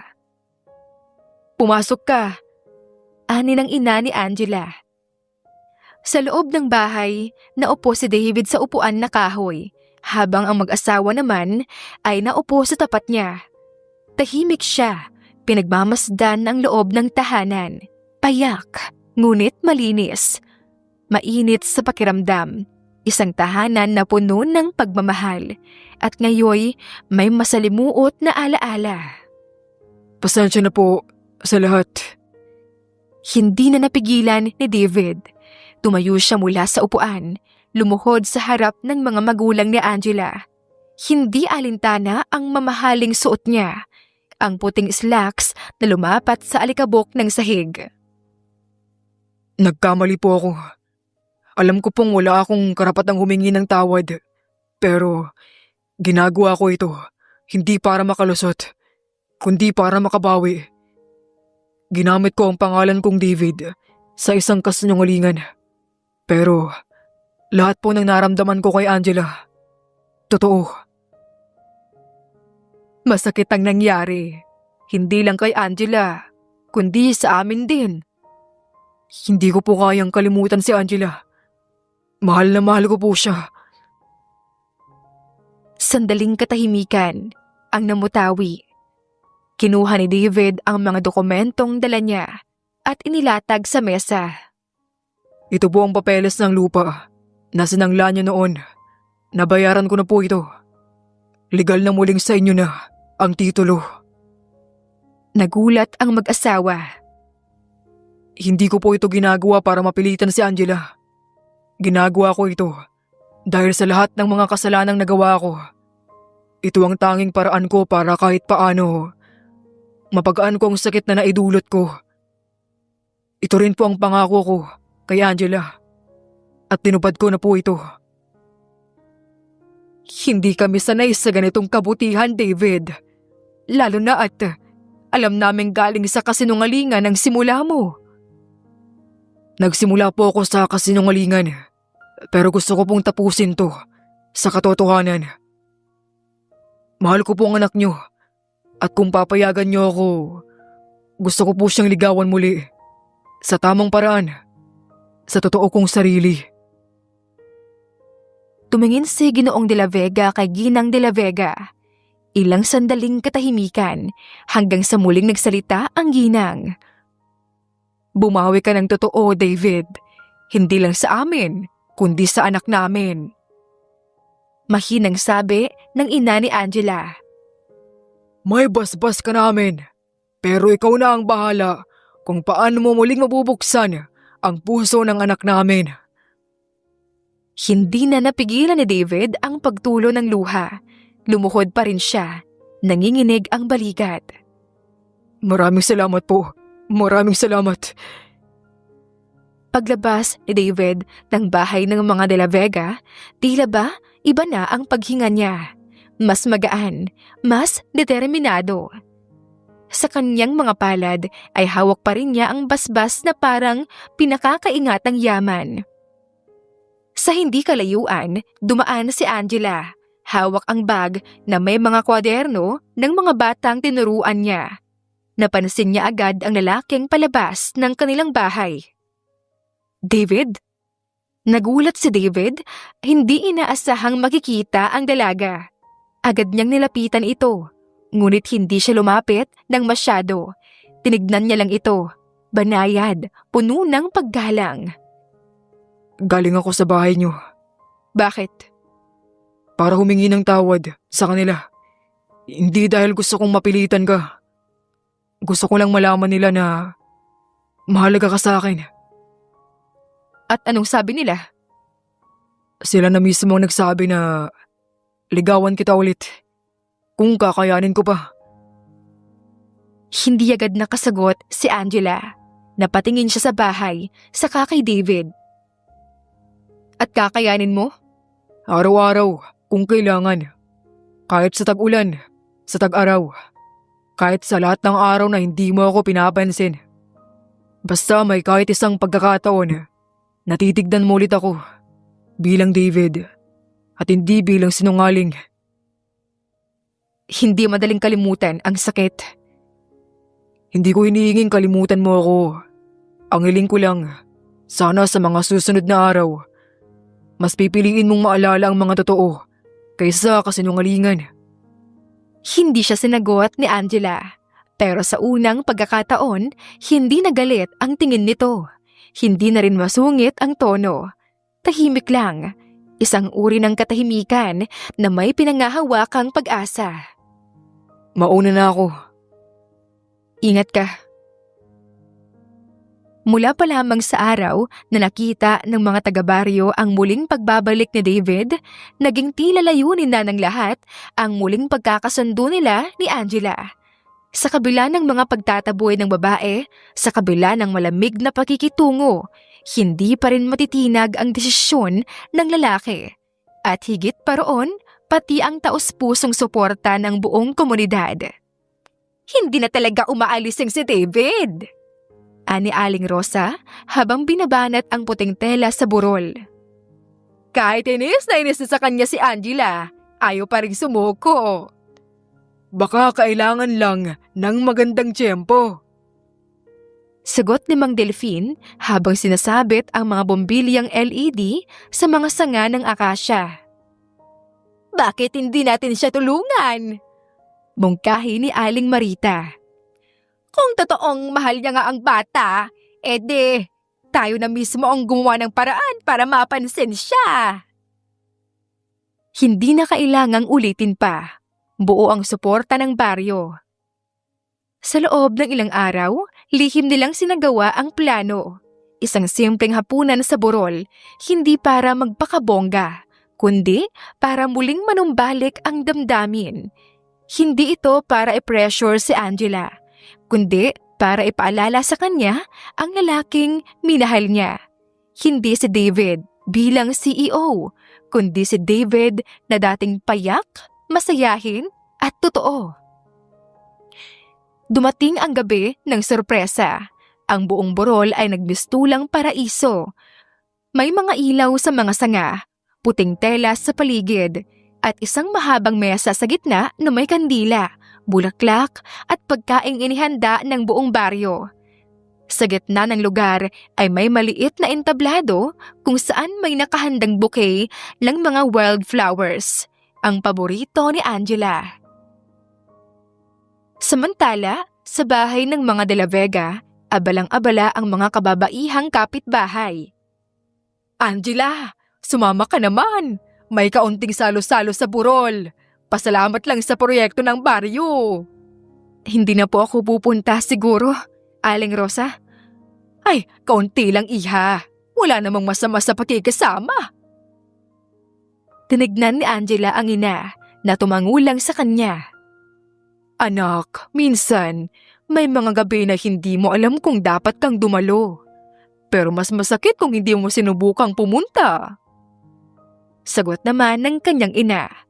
Napabuntong hininga si Angela. Sa huli, napapayag pa rin siya. Nagsuot lamang siya ng simpleng puting bestida at kasama si Aling Rosa, nagtungo na sila sa burol. Pagdating sa burol, bahagyang napanganga si Angela sa kanyang nakita. Hindi ito ordinaryong salo-salo. Hindi ito tipikal na pagtitipon.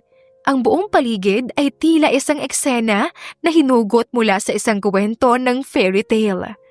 May mga ilaw na tila bituin, may malalambot na musika mula sa gitara ni Totoy at sa gitna, nakatayo si David. Suot ang puting polo, may hawak na bouquet at lumuluha na tila hindi makapaniwala na naroon nga si Angela. Hindi siya makagalaw sa una. Hindi rin makapagsalita. Ngunit unti-unting lumapit si Angela habang bumubukas ang daan mula sa mga taong nanunood. Paglapit niya sa mesa, lumuhod si David sa kanyang harapan. Angela. David, anong ibig sabihin nito? Wala akong gustong gawin kundi humingi ng tawad ng buong puso. Hindi ko ito ginawa para patawarin mo ako kaagad. Ginawa ko to dahil gusto kong malaman mo na hindi pa rin ako sumusuko. Paulit-ulit mo nang sinasabi yan. Pero alam mo bang paulit-ulit mo rin akong sinaktan? Oo, at bawat araw na hindi mo ako pinapansin ay araw-araw ko yung parusa. Pero Angela, hindi ako aalis. hanggat hindi mo naririnig ang totoo. Tahimik si Angela. Tumango siya. Umupo sa tapat ni David habang unti-unting humuhupa ang musika. Nagpanggap ako. Oo. Nagkunwaring mahirap. Nagkunwaring lumpo. Ginawa ko yun dahil gusto kong malaman kung may tao pang kayang tumanggap sa akin. Kahit na wala akong maipakitang kahit na anong kayamanan. At ako yun? Ikaw lang. Ikaw lang ang tanging tao na lumapit sa akin. Ipinaglaban ako. Pinatawa ako. At tinanggap ako. Pero niloko mo pa rin ako. At walang araw na hindi ko yun pinagsisisihan. Hindi ko ginustong masaktan ka. Ang pagkukunwari ko ay maling desisyon. Pero ang pagmamahal ko sa'yo, yun ang tanging totoo. Mula sa simula, wala akong ibang babae, Angela. Hindi si Monica. Hindi kahit na sino. Ikaw lang ang minahal ko. Unti-unting muling napaluha si David. Kung huli na ang lahat, tatanggapin ko. Pero kung may natitira pang kahit kaunting puwang sa puso mo para sa akin, kahit kaunti lang. Hindi na siya nakatapos nang sasabihin. Lumapit si Angela at marahang hinawakan ang kanyang muka. Pinatayo siya mula sa pagkakaluhod at hinawakan ang kanyang dalawang kamay. David, hindi ko alam kung kailan ang eksaktong nawala ang galit ko. Pero alam ko na hindi pa nawawala ang pagmamahal ko. Angela, Mahal pa rin kita. Pero ngayon, gusto ko magsimula tayo ulit. Wala nang sikreto. Wala nang pagtatago. pangako. Simula ngayon, sa lahat ng meron ako, isasama kita.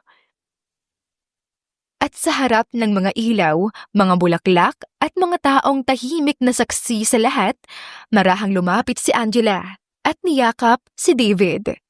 At nang maghiwalay ang kanilang mga mukha, dahan-dahang naglapat naman ang kanilang mga labi sa isang matamis at mapayapang halik.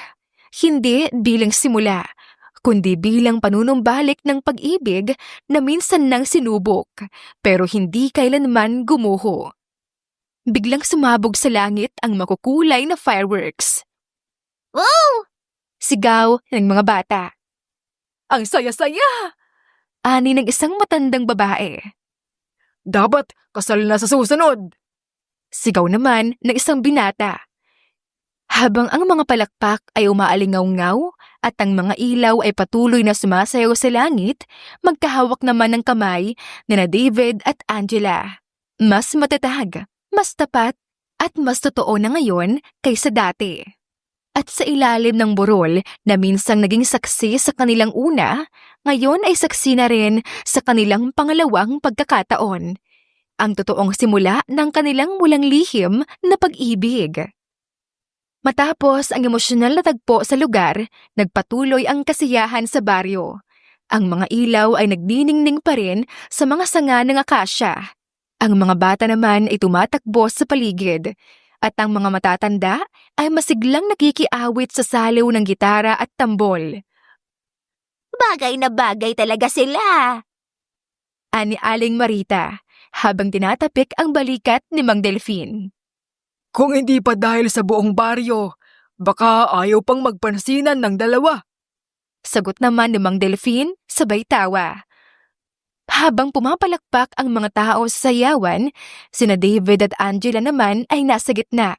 Magkahawak ang mga kamay, magkadikit ang mga katawan. Dahan-dahan silang umiindayog sa himig ng musika na masarap sa pandinig. Tila alon ng payapang gabi. Parang panaginip ang lahat ng ito.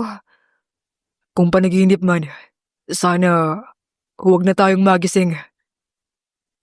Nagkatitigan silang dalawa at bigla silang natawa nang sabay silang mapaatras sa maling hakbang.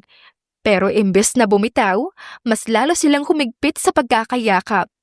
Ngunit bigla, sa gitna ng sayaw, may malamig na patak ng ulan na bumagsak sa pisngi ni Angela. Umuulan! Sigaw ng isang bata. Takbo na! Baka lumakas! Ani Aling Rosa. Nagkagulo ang mga tao.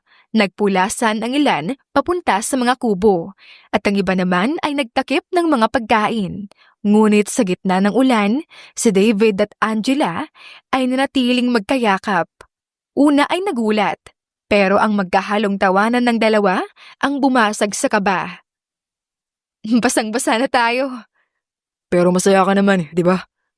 Oo, sobra. Habang lumalakas ang ulan, lalo silang nagtawanan. Nagpahabol saglit si Angela, habang si David naman ay pilit siyang hinahabol. Hindi alintana ang basa, ni ang lamig. At sa gitna ng ulan, parang bumalik ang lahat ng dati. Silang dalawa. Walang ibang iniisip, kundi ang kasiyahan ng sandaling iyon. Ilang minuto pa ang lumipas, halos nanginginig na sa ginaw si Angela. Kaya't nagpasya silang humanap ng masisilungan. Ang pinakamalapit, ang malaking bahay ni David. Ilang hakbang mula sa burol. Pagpasok nila, agad silang tinamaan ng kaunting init mula sa loob. Hindi pa ito kompleto. May mga kahon ng gamit sa gilid, may kurtinang hindi pa nakasabit, at may amoy ng bagong kahoy. Ngunit maayos ang kwarto ni David. May malinis na kama, mesa at kabinet.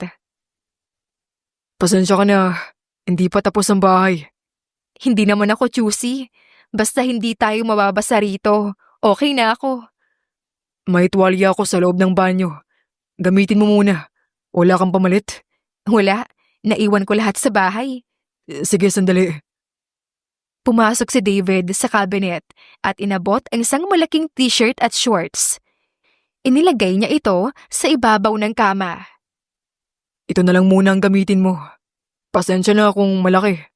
Salamat. Habang si Angela ay nasa banyo, si David na may mabilis na nagbihis ng panloob at pantalon. Hindi niya maiwasang mapangiti habang iniisip na naroon si Angela sa mismong bahay na pinagawa niya para muling mapalapit dito. Ilang sandali pa, bumukas ang pinto ng banyo. Paglabas ni Angela, suot niya na ang puting t-shirt ni David na parang maikling bestida na sa kanya at ang shorts na bahagyang maluwag. Napatingin si David. Una ay parang natigilan sa kamarahang ngumiti. Hindi iyon mapangahas na tingin, kundi ng paghanga na may kasamang respeto. Bakit ganyan ka makatingin? Wala. Ang ganda mo lang. Napayoko si Angela at napangiti. Ngunit sa loob-loob niya, kabado siya. Dahil alam niyang iisang kama lang ang naroon at malapit na ang hating gabi. Tumawag na ako sa papa mo at pumayag siyang dito ka muna tumuloy.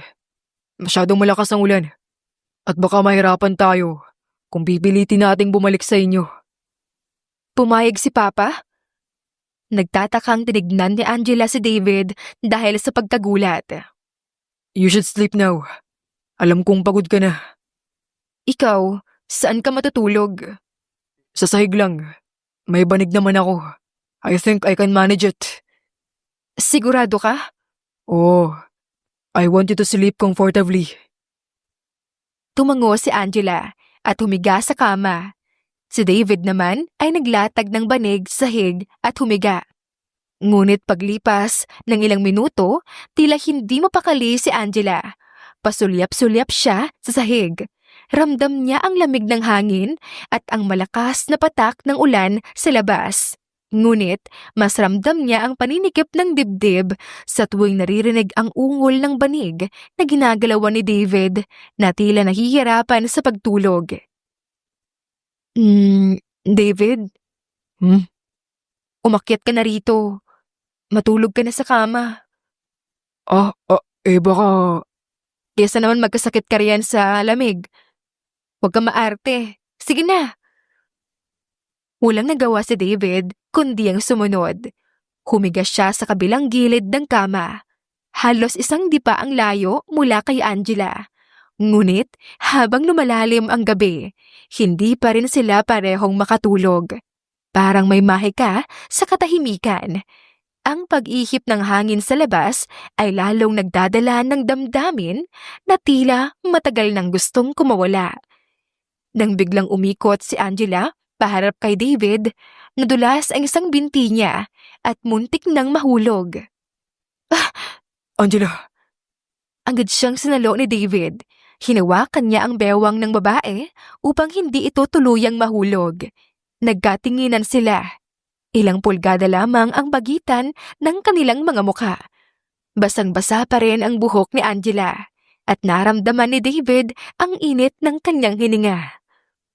Angela, Hmm? I love you so much, Angela. Salamat dahil muli mo akong binigyan ng pagkakataon na mahalin ka. I love you too, David. Salamat dahil hindi ka sumuko. Pwede ba kitang halikan? Tahimik si Angela. Tumango siya ng bahagya at dahan-dahang nagdikit ang kanilang mga labi. Sa una ay banayad, parang tinitimbang ang bawat galaw. Ngunit habang tumatagal, lumalalim ang kanilang halikan at kapwa sila hingalin. Angela, we need to stop. Baka hindi ko napigilan ang sarili ko at maangkin kita. David, hinaplos niya ang muka ng lalaki. Kung may taong pagbibigyan ko ng lahat sa akin, ikaw lang yun. Mahal na mahal kita. Mahal na mahal din kita. Muling naghinang ang kanilang mga labi. At sa gabing iyon, sa ilalim ng ulan, sa loob ng bahay na tinayo ni David para sa pagkakataong ito, ay pinagsaluhan nila ang isang pagmamahalan na pinanday ng panahon, tinibay ng pagsubok, at pinalaya ng katotohanan. Sa kabila ng malamig na gabi, sa init ng kanilang pag-iibigan ay sapat upang yakapin ang buong gabi. Tila mabilis ang oras kung ikaw ay masaya. Walang sinayang na oras si David at agad rin niyang inalok ng kasal si Angela. Buong puso naman iyong tinanggap ng dalaga. Ginanap ang kasal sa dating simbahan na dapat sana ay pagdarausan dati ng kanilang kasal. Kung dati ay halos walang dekorasyon ng simbahan, ngayon ay tila isang fairy tale ang loob ng simbahan. Puno ng pula at puting mga bulaklak. Simple pero napakaganda. Naging solemno ang kasal. Kasama ang sumaksi sa kasal nila ang mga magulang nilang dalawa. Nagpasalamat si David dahil hindi naging matigas ang kanyang magulang ukol sa pagpapakasal kay Angela. Kasama rin sa mga bisita ay ang mga taga-baryo at ang ilan nilang mga kaibigan. Angela, you are my life. Wala ako ngayon dito kung hindi dahil sa'yo. I promise you that as long as I breathe, or even in another lifetime, lagi kitang pipiliin at araw-araw na mamahalin. I love you so much, my wife. Hindi na napigilan ni Angela ang pagtulo ng kanyang luha sa vow na binitawan ni David. Alam kong marami na tayong pinagdaanan at mas lalong marami pa tayong pagdadaanan sa hinaharap.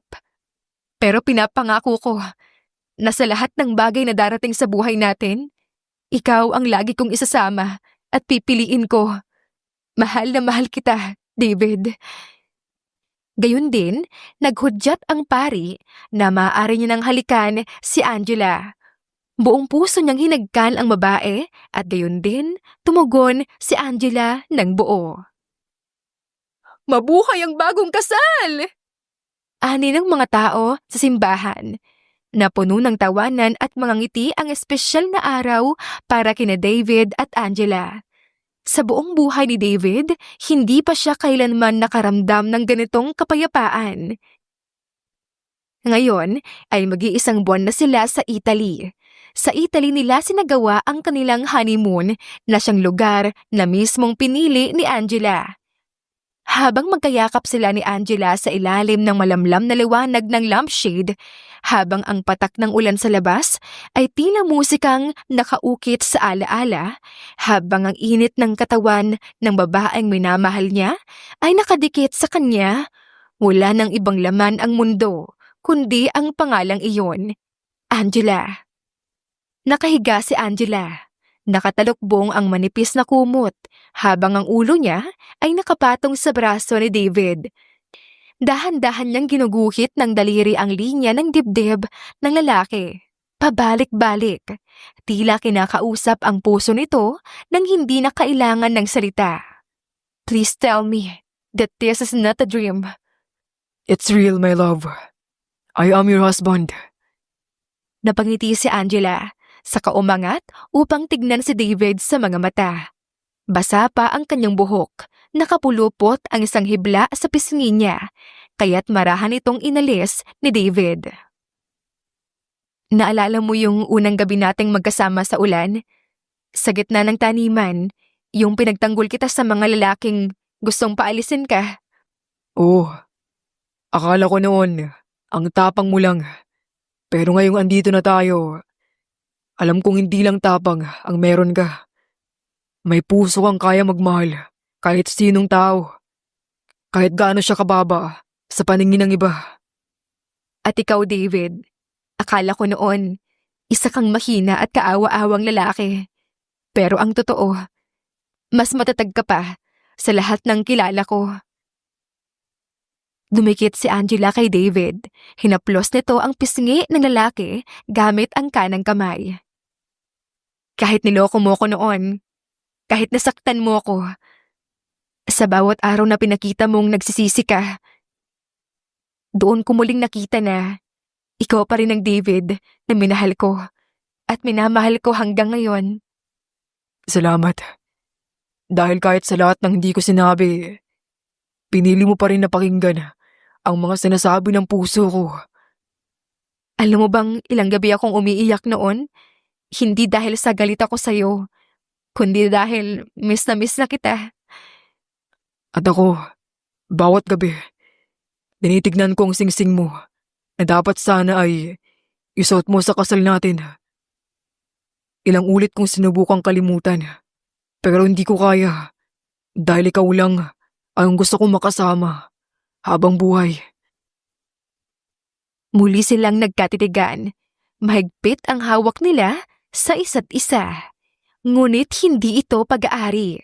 Ito ay pagyakap sa katotohanan na kahit ilang ulit silang magkalayo, babalik at babalik pa rin sila sa isa't isa. David? Wala ka na bang ibang lihim, di ba? Wala na. Lahat ng dapat mong malaman, alam mo na. Bukod na lang sa isang bagay. Ano yun? Na araw-araw pinapangarap ko na sa tuwing gigising ako, ikaw ang una kong makikita. Napangiti si Angela. Kumuha siya ng unan at inihagis ito kay David sabay tawa. Ang cheesy mo. Totoo naman. Tumigil ang tawanan at bumalik ang katahimikan. Ngunit hindi ito mabigat. Ito ay komportableng katahimikan. Ang klase ng katahimikan na hindi kailangang punan sapagkat naroon ang presensya ng taong mahal mo. Sa labas, patuloy pa rin ang ulan. Ngunit ang lamig nito ay hindi na umaabot sa kanilang katawan. Sa silid na yon, sa kutson na hindi pa kompleto, sa silong ng tahanan na hindi pa tapos, buo na ang damdamin, buo na ang pagmamahalan. Alam mo, hindi pa rin ako makapaniwala na nandito ka na pinili mong manatili. Hindi ko rin inakala na darating yung araw na kaya kong patawarin ka. At di ko akalain na may isang Angela na kayang baguhin ang buong mundo ko. Ganoon pala yan, no? Hindi kailangan ng perpektong simula para magkaroon ng magandang dulo. Hindi rin kailangan ng dulo kung araw-araw mong pipiliin ang taong mahal mo. Humigpit ang yakap nila. Sa kanilang pagitan ay wala ng tanong, walang alinlangan. Tanging isang damdamin na buo, tapat at walang lihim. David, kung sakaling bibiyaan tayo ng anak. Agad na hinalikan ni David ang noo ni Angela. Ikaw lang ang gusto kong maging ina ng mga anak ko. Napapikit ang babae. Pinigil ang luha ng kaligayahan. Saka siya muling yumakap kay David at huminga ng malalim. David, sa tingin ko, buntis ako. Hanggang ngayon hindi pa ako dinadatnan. Agad na napabangon mula sa pagkakahiga si David at gulat na napatingin kay Angela. Agad nitong hinalughog ang kanyang bedside table at nilabas ang isang pregnancy test kit. David, bakit naman may dala kang ganyan? Napatawa ang babae dahil sa reaksyon ni David. I know your period, love. Kabisado ko kaya nagtataka ako kung bakit hanggang ngayon ay wala pa rin. I bought that kit because I have a feeling too. Hinihintay ko lang na magsabi ka sa akin. Marahang hinaplos ni David si Angela sa buhok. Tumango si Angela at agad ring pumasok sa banyo upang gamitin ang pregnancy test kit. Habang nasa banyo si Angela ay halos palakad-lakad sa loob ng kwarto si David. Hindi siya mapakali dahil sa sobrang kaba. Either a boy or a girl, as long as they are healthy. Gagawin ko ang lahat upang bigyan sila ng magandang buhay. Naputol ang iniisip ni David nang lumabas si Angela. David, nakita ni David ang ekspresyon ni Angela. Hindi niya maipaliwanag ang kaba at takot sa mga mata nito. Agad niyang niyakap ang asawa at pinakalma. Don't worry. With or without, it's okay. We still have a lot of time for us. Don't be scared. I am here. Everything is fine. Dahan-dahang pinakita ni Angela ang kit kay David at marahang tumitig ang lalaki rito. Nakita niya ang dalawang matingkad na linya. 2 red lines. This means... Oo, David, buntis ako. Magkakaanak na tayo. Dahil sa halo-halong emosyon kay David, ay napaluhan na lamang siya at niyakap ng mahigpit ang asawa. I love you so much, babe. Thank you for giving me another reason to live. Pangako, walang iwanan ha. Hindi kita iniwan noon. Nawalan lang ako ng lakas ng loob. Pero ngayon, kahit saan, kahit kailan, hawak ko ng kamay mo. At hawak na rin kita, kasama ng magiging anghel nating dalawa. Muling naglapat ang kanilang mga labi. Ngunit sa pagkakataong ito, hindi na ito halik ng sabik, kundi halik ng pangako, halik ng kapatawaran. Halik ng pag-asang muli nilang binuo mula sa sugat ng nakaraan. At sa gitna ng malamig na umagang iyon at ng silid ng walang kasosyalan, nagliliyab ang init ng kanilang pagmamahalan, dalisay, totoo at walang kondisyon. Dahil ang mahalaga, buo na silang dalawa. Lalo na ngayon ay magkakaroon na sila ng biyaya na mas lalong magpapasaya at magpapatibay ng kanilang pagsasama. Pumikit si Angela, may ngiti na hindi maipinta sa labi.